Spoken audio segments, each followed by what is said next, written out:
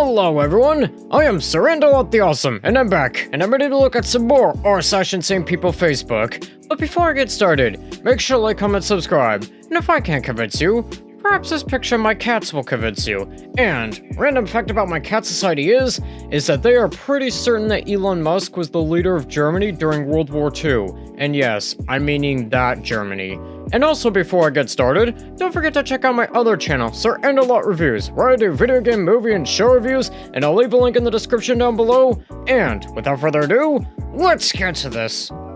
So this first post here says, "How petty." And our toddler-in-chief here says, "I was just informed that 2 repatriation flights from the United States with a large number of illegal criminals were not allowed to land in Colombia. This order was given by Colombia's socialist president, Gustavo Petro, who was already very unpopular amongst his people. Petro's denial of these flights has jeopardized the national security and public safety in the United States, so I have directed my administration to immediately take the following urgent and decisive retaliatory measures. Emergency 25% tariffs on all goods coming into the United States. In 1 week, the tariffs that are 25% will be raised to 50%. Well, that will definitely make coffee prices go up. Anyways, our toddler-in-chief goes on to say, "A travel ban and immediate visa revocations on the Colombian government officials and all allies and supporters. Visa sanctions on all party members, family members, and supporters of the Colombian government. Enhanced customs and border protection inspections on all Colombian nationals and cargo on national security grounds.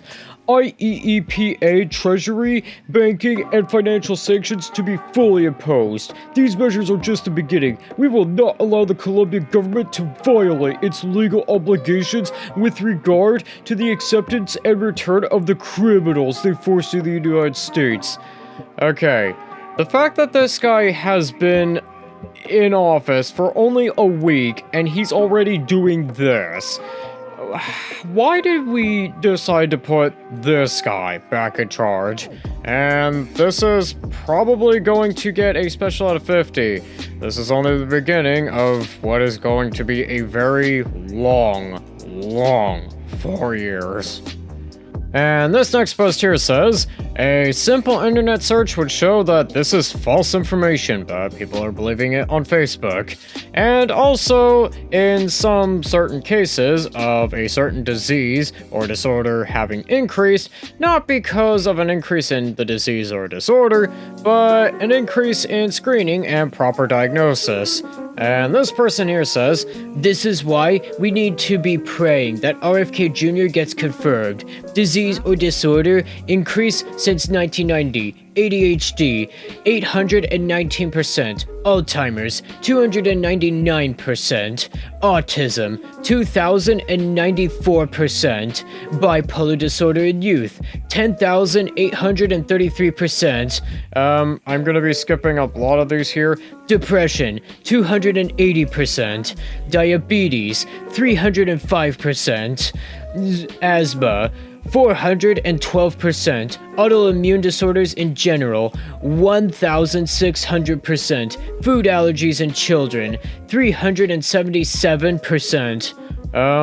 Hey person, I think for stuff like ADHD and autism, it's really due to the fact we're getting better at detecting those. For things like depression, that could be attributed to a lot of factors like economic factors, or I don't know, just generally a lot of changes in the world. Like, for example, the fact that we have a toddler back in charge of the US for some reason, and also for stuff like diabetes and also for food allergies in children and a lot of other health things, that could be also due to the fact of the diets that we have, which are becoming a lot more unhealthy.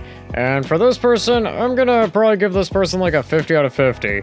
RFK Jr. is probably the least qualified person ever to be in charge of health and human services. Like, at all.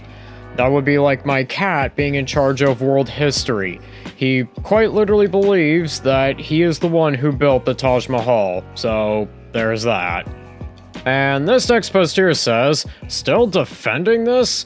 And this person here says, "Hello everyone, I posted a very controversial meme the other day concerning the Elon Musk fiasco. Let's finally put this ridiculous debate to rest. Obviously, not a single lefty extremist on my memes thread knew about our country's history, and I've been holding an ace up my sleeve because it was so much fun for me watching everyone lose their minds over something so silly."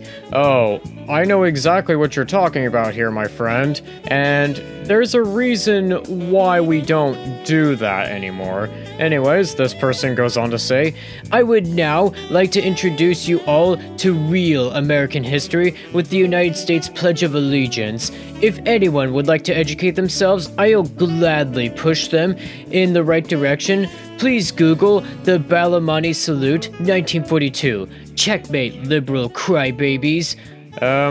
Hey person, you do know why that got changed, right? It got changed because, yeah, that got associated with that Germany, and we kind of, figured that was kind of unacceptable. And for this person, I'm gonna probably give this person like a 45 out of 50. Yeah, I think you need to know why we don't do that anymore, and that's simply due to the fact that it's associated with, the no-no Germany. And this next post here says, "These people are delusional." And this person here says, "I have voted for our toddler-in-chief every time he has run for office. He just won the presidency as the oldest to ever hold the office. He is a man of amazing energy and intellect."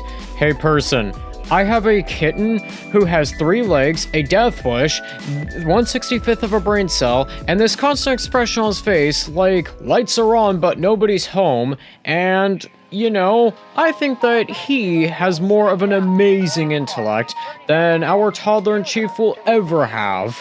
And it's not even close. Anyways, this person goes on to say, "4 years from now, he will not be of the same stamina he is today.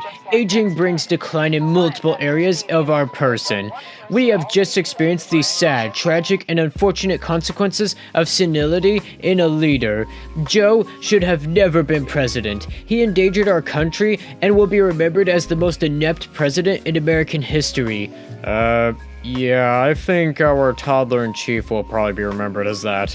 I mean, only a week in, and he's so far done a pretty good job of wrecking things.